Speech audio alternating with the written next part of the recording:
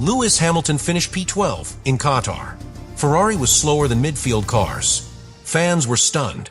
But now Fred Vasseur has found something massive buried inside Ferrari's race data. From radio confusion to hidden mechanical faults, the FIA has confirmed Qatar was a technical disaster. Subscribe right now because this new evidence could change how Ferrari builds their 2026 Challenger. The 2025 Qatar Grand Prix will go down as one of the darkest weekends in Ferrari's recent history.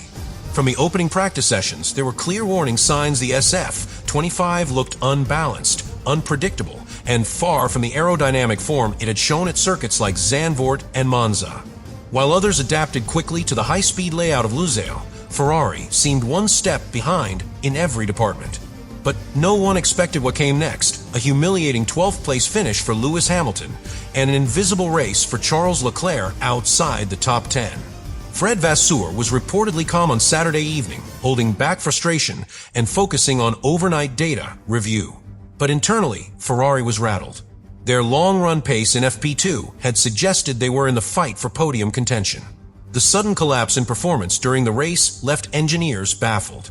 Hamilton, who had delivered solid laps in qualifying, could not extract any grip from his medium tires during the opening stint. And as the stints wore on, the car's behavior went from inconsistent to outright dangerous in certain corners.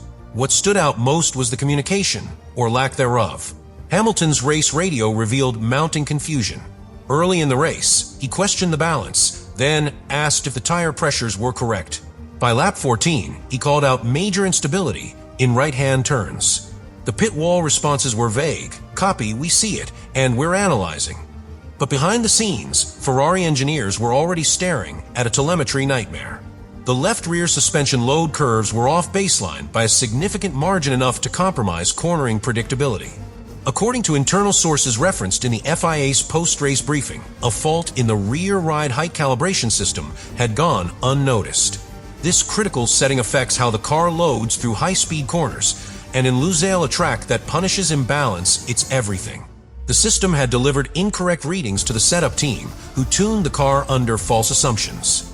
As a result, Hamilton's SF25 was running with a lower rear rake than intended. That reduced rear stability and increased tire degradation dramatically, something Hamilton felt but couldn't fully explain mid-race.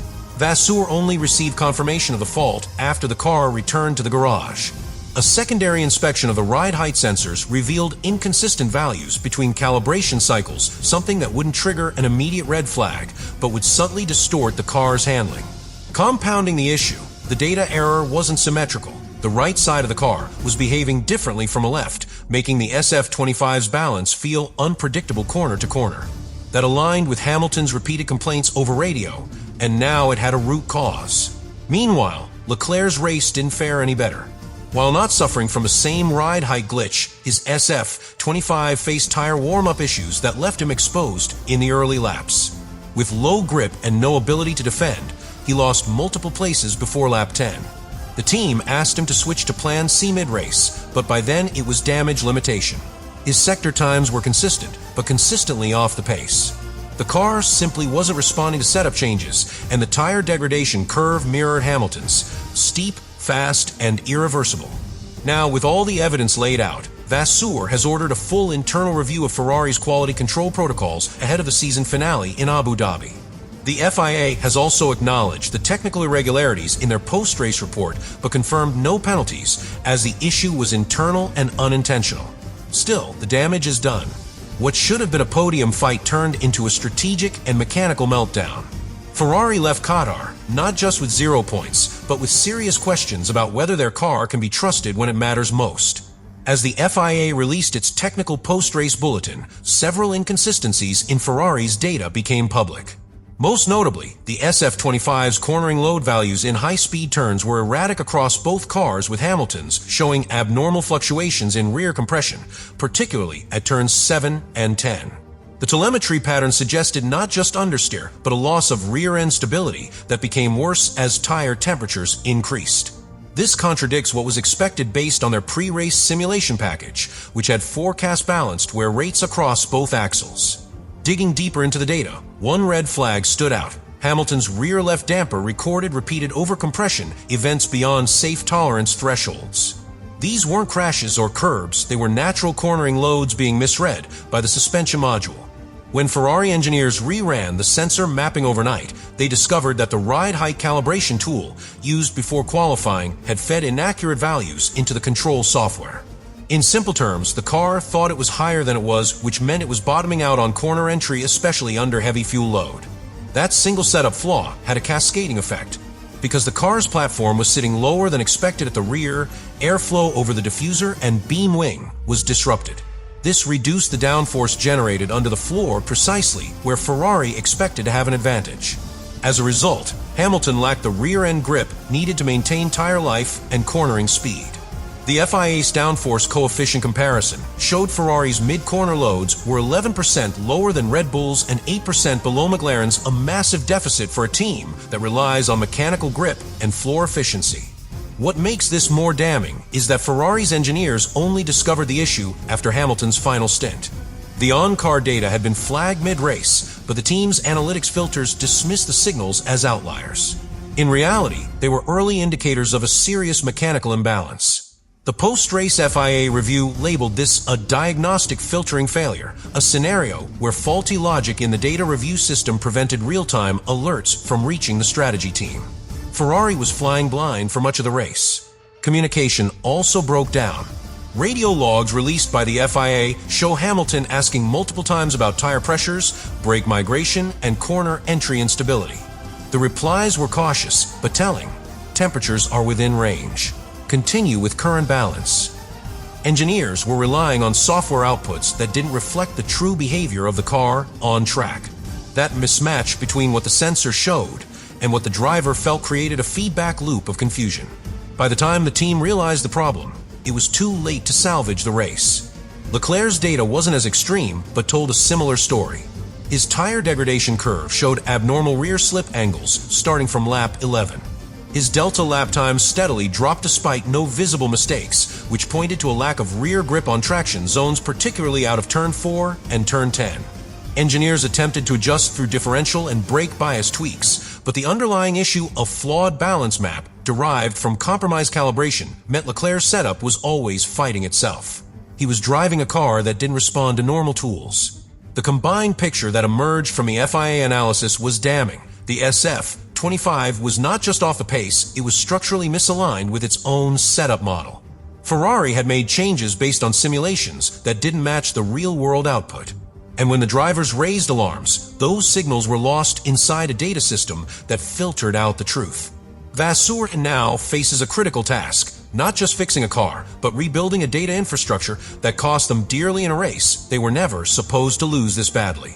The SF-25 entered Qatar with high expectations. Its updated floor and suspension package had performed well on high-speed tracks earlier in the season.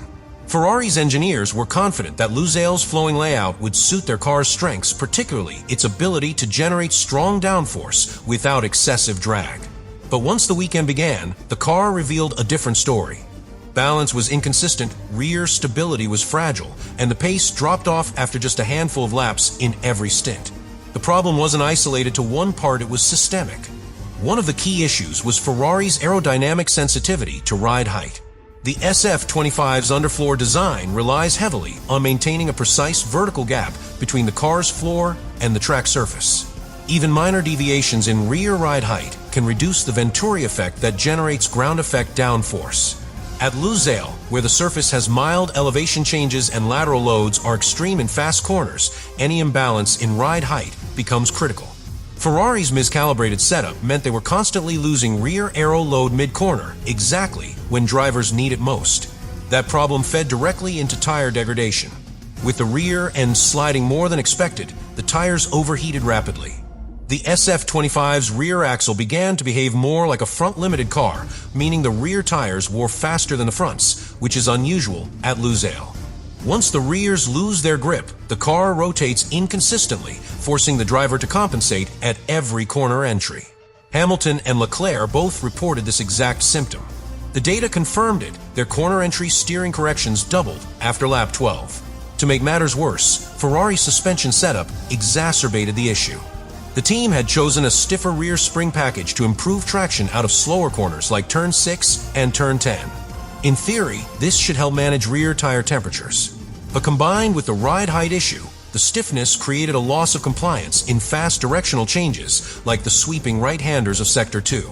The SF-25 became difficult to settle on corner entry, and once unstable, the stiff rear prevented the car from recovering quickly. What was perhaps most damning was how Ferrari's rivals adapted. Red Bull and McLaren both made setup changes after FP2 to prioritize rear grip and reduce scrub through the fast corners. Ferrari, confident in their simulation baseline, made only minor adjustments. By locking themselves into a narrower setup window, they left no margin for error when real track conditions diverged from forecasts. When the circuit rubbered in more aggressively than expected on Saturday night, Ferrari's balance shifted out of range, and their race setup was compromised before the lights even went out. The power unit, surprisingly, played little role in the weekend's failure. Ferrari's straight-line speed remained competitive, especially in DRS zones. The engine maps were aggressive enough to maintain energy deployment, and fuel consumption was on target. But with a compromised rear platform, the drivers couldn't get back on throttle early enough to exploit that power. In multiple laps, both Hamilton and Leclerc were hitting their full deployment later than rivals, not because of engine limitation, but because of traction loss at corner exit. By Sunday night, Ferrari's debrief painted a sobering picture. Every element from aero to suspension to tire strategy was affected by a calibration mistake that should have been caught on Friday. Vasseur described it internally as an operational breakdown, and the team has now opened a formal review of all simulation-to-track procedures. The SF-25 still has pace, but in Qatar that potential was buried under layers of small misjudgments that snowballed into a full collapse. Ferrari didn't just lose the race, they lost trust in their own system.